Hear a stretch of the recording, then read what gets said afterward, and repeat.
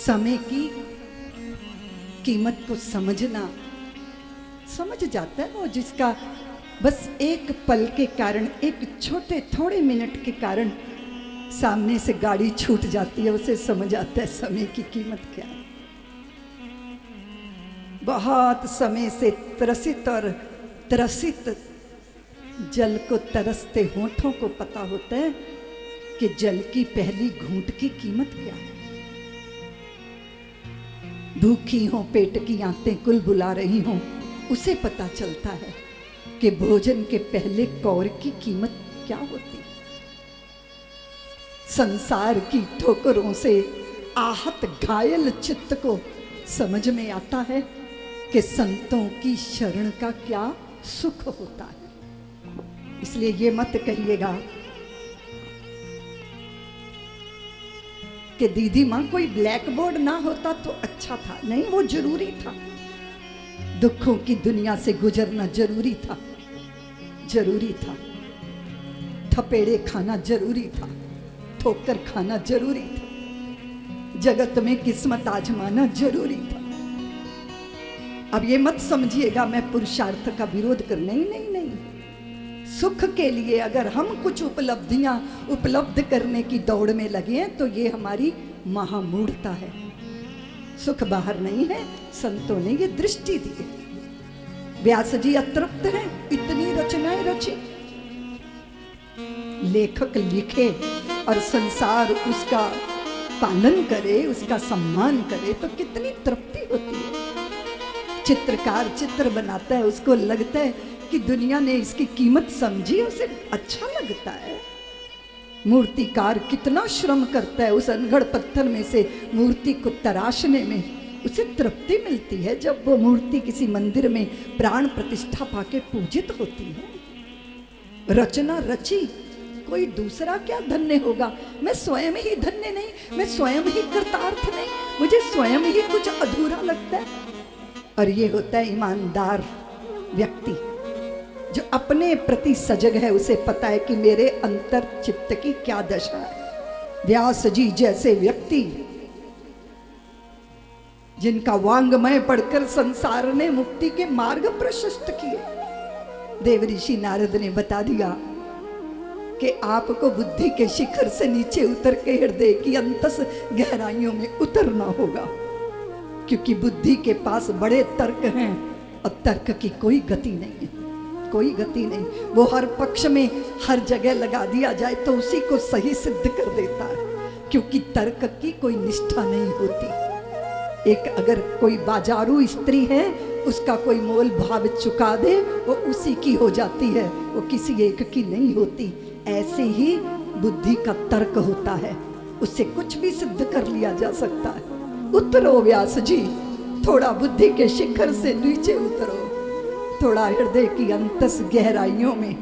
हाँ, कभी कभी सुई तो हो, पर सुई के पीछे धागा ना हो, तो बिना धागे की सुई जिंदगी। सुन रही हो? बिना धागे की सुई जिंदगी, सिले ना कुछ बस चुभ चुभ जाए। बिना धागे की सुई जिंदगी, सिले ना कुछ बस चुभ चुभ जाए। कटी पतंग समान सृष्टि है, ललचाए पर हाथ ना आए। खाली झोली जर्जर कंथा, अटमट मौसम दुर्गम पंथा। तुम हो लो यदि साथ तो फिर मैं मुक्तक रामायण बन जाऊं। मेरा जीवन बिखर गया है, तुम चुन लो कंचन बन जाऊं। व्यास जी आओ ना, उनकी शरण में आओ ना। फिर उन्होंने पूर्व जन्म की कहानी कह दी। दासी का पुत्र था, दासत्व मेरा प्रारब्ध था। कभी कभी प्रारब्ध होता है ऐसा, आपको पता नहीं होता कि आप कहाँ जन्मोगे। पता है क्या? मित्र चुन लिया आपने, पत्नी चुन ली आपने, पति चुन लिया आपने, आपने शहर बदल कर दूसरा शहर चुन लिया। आप अपने गोत्र सरनेम वगैरह भी अदल बदल सकते हो, पर आप किस माँ पिता के यहाँ जन्मोगे आपको पता है क्या? आपको पता था क्या? बोलो ना, कहाँ आप जन्म जाओगे? किसी कसाई के घर या किसी सज्जन के घर? वो तो हमारे हाथ में नहीं था ना। और कभी कभी ऐसा होता है कि हमारा जन्म जहाँ हो जाए वहाँ अनुकूलता ना हो, वहाँ विचित्र तरह की दरिद्रता आंतरिक और बाहर हो, लेकिन उस परिस्थिति में भी संभावना है, संभावना है। वो बात अलग है कि पुण्य कृत्य करना चाहिए, ये सज्जनों के, श्रीमंतों के, संतों के संग बैठने का अवसर में गरम गरम दलिया खा रहा है, भाप उठ रही है उस पर, खा रहा है और भिखारी सामने खड़ा है और कहते हैं मुझे भूख लगी है, मुझे थोड़ा दो ना, भूख लगी है, दो ना मुझे। तो वो देखा भिखारी खड़ा है, दिया नहीं, खाया, स्वयं ही खाया। तो उसकी पुत्र वधू पास आ गई, बोली भिक्षुक से कि भिक्षुक तुम दूसरे घर चले जाओ, यहाँ क्यों अपना समय बर्बाद कर रहे हो, मेरे ससुर आपको क्या देंगे, है ना, वो तो बेचारे स्वयं ही बासी खा रहे हैं, मेरे ससुर बासी खा रहे हैं, आपको नहीं दे सकते, बासी भी कभी दिया जा सकता है। ससुर को इतना गुस्सा चढ़ा, बीपी उनका हाई हो गया, कैसी बदतमीज है, गरम गरम दलिया मैं खा रहा हूँ और ये कह रही है मैं बासी खा रहा हूँ। बोले तू ना बहुत झूठी है, मेरे घर में रहने योग्य नहीं है, जाओ यहाँ से अपने बाप के घर। तो बहू बोली कि पिताजी जब लेने गए थे तब तो बारात सजा के लेने गए थे, अब अकेले ही भेज दोगे, समाज को एकत्रित करो, जरा बता दो मेरा दोष क्या है, मेरे से गलती क्या हुई। बोले मैं गरम दलिया खा रहा था, तूने झूठ बोला कि मैं बासी खा रहा हूँ। तो वो बोली आप बुलाओ ना सबको, मेरे इस झूठ को सिद्ध करो, मैंने जो बोला मेरे वचन को। सबको इकट्ठा किया गया, बहू ने कहा मेरे पक्ष को सुन लो, मेरे ससुर ने तो कहा ना मैं झूठ बोला, मैंने झूठ बोला, मेरे ससुर गरम दलिया खा रहे थे और मैंने कह दिया ये बासी खा रहे हैं। मैं इस घर से सालों बहू बनकर आई हूँ, इस घर में मेरे ससुर की इतनी सेवा हो रही है, इतनी सेवा हो रही है, सब इनकी आज्ञा का पालन करते हैं, पर कभी मैंने इनको किसी को न दान देते देखा, न किसी की भूख बुझाते देखा, न किसी के जख्म पे मरहम लगाते देखा, न किसी अनजाने भटके पथक को पथ बताते देखा, पर ये इतना सुख भोग रहे हैं। तो मैं सोचती हूँ कि इन्होंने जरूर पूर्व जन्म में कुछ मोती दान किए होंगे, तभी ये इतना सुख भोग रहे हैं। तो मैंने ये कहा था कि ये बासी खा रहे हैं, यानी ये पिछले जन्म का कमाया इस जन्म खा रहे हैं। मैंने कहा झूठ बोला, सबने कहा भाई तेरी बहू तो बड़ी सुपात्र है, बड़ी विदुषी है, बड़ी अच्छी बात की उसने, तुम बासी तो खा रहे हो। और कदाचित हमें भी अपने को टटोल लेना चाहिए कि बासी खा रहे हैं या फिर कुछ ताज़ा भी कमाने का प्रयत्न करना चाहिए। आपका श्रीमद् भागवत के चरणों में आना ऐसा ही है, वो बासी जो था ना वो खींच के यहाँ ले आया है, और ये जो कमा रहे हो ना ये ताज़ा ताज़ा कमा रहे हो, ताकि जन्म भी हो तो श्रीमंतों के घर में, सज्जनों के घर में, भक्त के घर में जन्म हो। लेकिन कदाचित हम दुष्टों के घर में जन्म जाएं तो, विभीषण तो ऐसे ही थे ना, प्रहलाद तो ऐसे ही थे ना। अगर वातावरण सही नहीं है, उस वातावरण से निकलकर कुछ अपनी अनुकूलताएं तलाश लेना, ये प्रभु की कृपा है या प्रयास है या प्रार्थना है, तुम इसको जो भी मर्जी कह लो। हरिदास नाम रख लिया था मेरा, देव ऋषि बोले, क्योंकि मेरे भाग्य का उदय हो गया था, दासी का पुत्र था और मेरी माँ संतों की सेवा, ब्राह्मणों की सेवा में संलग्न थी। और मैंने पहली बार देखा व्यास जी, जब गांव में भूदेव आ जाएं, साधु संत आ जाएं, तो दीवारें टूट जाती हैं, अमीरी की, गरीबी की, कुलीनता की, बड़प्पन की, छोटेपन की, सारी दीवारें टूट जाती हैं। और चतुर्मास के दिन वो वहाँ थे और मेरी माँ उनकी सेवा में जूठी पत्तल समेटना, घर लीपना, जल भरना, और मैं अपनी मैया का पल्लू पकड़ पकड़ के पीछे पीछे पीछे, फिर संतों का लाडला हो गया, भूदेवों का लाडला हो गया। हरिदास जरा तुलसी की मंजरी तोड़ के लाओ, हरिदास देखो देखो वो बछड़ा गैया का दूध पी रहा है, दूध पीना उसका अधिकार है, किंतु अधिक पी जाएगा तो उसे अपच हो जाएगा, देखो देखो देखो तो जरा यज्ञ की समिधा कम हो गई है, हरिदास जरा व्यवस्था करो। बोले व्यास जी 4 महीने मैं प्रेम पाके, निष्काम निर्दोष प्रेम। अगर आप टटोलोगे ना दुनिया में तो एक ही प्यार, निष्काम प्यार मिलता है, और वो है संतों का, वो है गुरुओं का, वो है अग्रजों का। कोई मोल भाव नहीं, कोई जोड़ घटाव नहीं, कोई खोना पाना नहीं, कोई लाभ हानि नहीं, और वो निष्काम प्रेम व्यक्ति के उत्कर्ष का कारण बन जाता है। इसी बुंदेलखंड में मेरे गुरुदेव के साथ हमारा परिभ्रमण हुआ। पूज्य महामंडलेश्वर जी जानते हैं, पूज्या साध्वी जी, साक्षी चेतना जी भी जानती हैं। उन दिनों की बात है जब बुंदेलखंड में डाकुओं की बड़ी चर्चा होती थी, और पता चलता था गुरुदेव की सभा में पीछे कोई डाकू बैठ के सत्संग सुन गया। किसी ने समाचार दिया कि वो आ गए। दुनिया का दिल धक पक करता था, पर मेरे गुरुदेव की मधुर मुस्कान और उनकी ब्रह्म विद्या और कहीं उन डाकुओं के हृदय को एक कलश और कलमश को धोती थी। और मैंने बहुत ऐसे लोगों को देखा जिन्होंने जीवन समर्पण किया, अपने किए गए अपराधों को स्वीकारा, उसकी सजा भोगी और उसके बाद सदगृहस्थ बने। सोचिए जरा कैसे हुआ।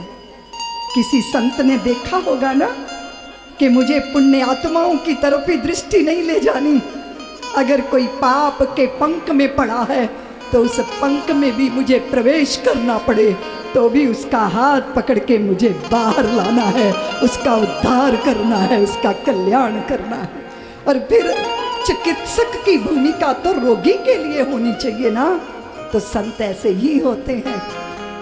और इसीलिए भारत की संत मनीषा जहाँ बैठ जाती है तो प्रेम के नगर हो जाते हैं। शराबी लोग कहते हैं कि भाई मधुशाला में बैठना चाहिए, क्योंकि वहाँ कोई जात पात नहीं पूछता, वहाँ कोई अगड़ा पिछड़ा नहीं पूछता, वहाँ कोई दलित अति दलित और कोई पिछड़ा अति पिछड़ा की बात नहीं होती। सब शराब पीते हैं साथ बैठ के। इसीलिए लोगों ने बड़े गीत गाए हैं उसके लिए। तो मधुशाला की बात करते हैं, पर सच्ची मधुशाला वो नहीं हो सकती जहाँ अंगूरों की ढली पिलाई जाए और फिर पीने वाले नालियों में गिर के कुत्तों से मुंह चटवाएं। सच्ची मधुशाला तो सतगुरु की होती है, जहाँ आत्मा की ढली पिलाई जाती है, अनुभवों की भट्टी पे ढाल के पिलाई जाती है। पीने के बाद लोग कह उठते हैं, नाम खुमारी नानका चढ़ी रहे दिन रात, जाम पर जाम पीने से क्या फ़ायदा, रात को पी सुबह को उतर जाएगी, अपने मोहन से ऐसी तू नज़र मिला, सारी उम्र नशे में गुजर जाएगी। इसका निमंत्रण दिया जाता है। इसलिए तुम जुआरी हो तो फिक्र मत करना, तुम पियक्कड़ हो तो फिक्र मत करना। अच्छा है ना, कम से कम दांव लगाना तो आता है। छोटा मोटा दांव लगा के बात बनने वाली नहीं, जिंदगी को दांव पे लगाना होगा। और ये क्या अंगूरों की ढली पीनी है, पिएंगे तो श्याम सुंदर के नेत्रों से पिएंगे, पिएंगे तो बंसी की मधुर उस रस को चित्त में धारण करेंगे। आओ चलो प्रेम नगर में आओ जरा। ये संतों का प्रेम नगर यहाँ संभल कर आना, ये संतों का प्रेम नगर यहाँ संभल कर आना, ये प्यासों का प्रेम नगर यहाँ संभल कर आना, ये प्यासों का प्रेम नगर यहाँ संभल कर आना। जो भी आए यहाँ किसी का हो जाए दी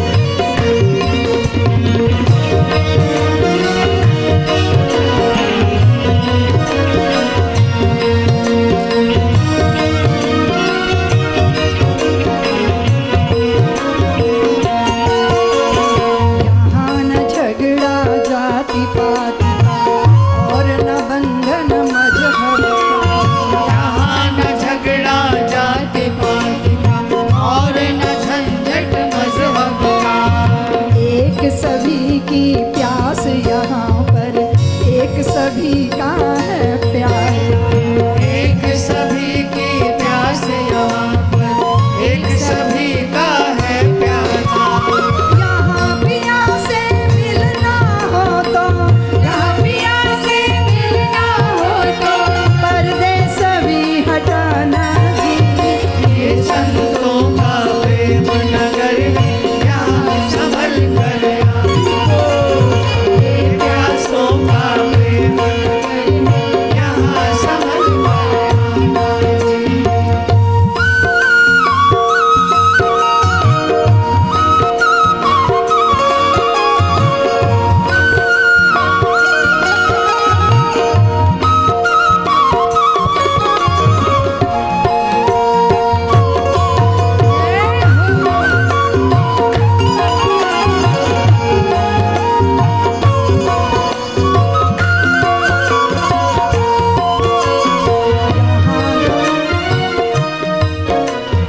यहाँ द्वैत की सुई न चुभती, घुले बताशा पानी। यहाँ द्वैत की सुई न चुभती, घुले बताशा पानी। पहने ताज फकीर घूमते सदगुरु की राजधानी। पहने ताज फकीर घूमते सतगुरु की राजधानी। यहाँ नाव में नदियाँ डूबे, यहाँ नाव में नदियाँ डूबे, सागर सीप समाना ये संतों का प्रेम नगर है यहाँ संभल कर आना। ये प्यासों का प्रेम नगर है यहाँ संभल कर आना।